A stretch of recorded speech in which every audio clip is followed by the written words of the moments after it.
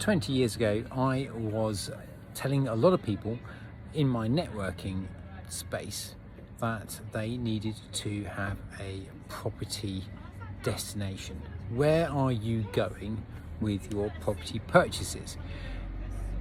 The thing to do back in the day was, well, you start small and you grow. You buy a 1-bedroom, you go to 1-bedroom, you go 2-bedroom and so forth, and eventually end up with your fantastic family home. Well, I don't think the market's quite there for that, and I would like to ask you, what's your destination with your property dream? Are you looking to have a family home or a property by the beach?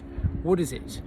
And if you can get to that sooner rather than later, that's not a bad bet.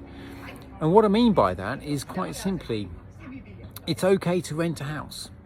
It's okay to have a family home that's not actually yours, as long as you have bought something that you are going to move to later in life. So what are you looking for? Now, this will change dependent on where you are in your life. Of course, in the latter parts of your life, you want to be looking maybe something a bit smaller. If you are looking to have a family or got a family, you need some more space. So the question is, where are you going with your property journey? And ask yourself, if I keep buying and selling, am I actually making any moves in the right direction? And are we just spending a lot of money unnecessarily? You can quite frankly spend a lot of money doing a house up and not make any extra money at all.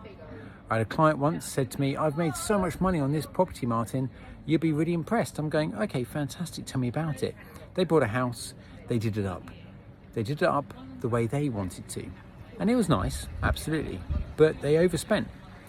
By overspending, they didn't make as much money as they probably should, because they made it for themselves, not for the general market.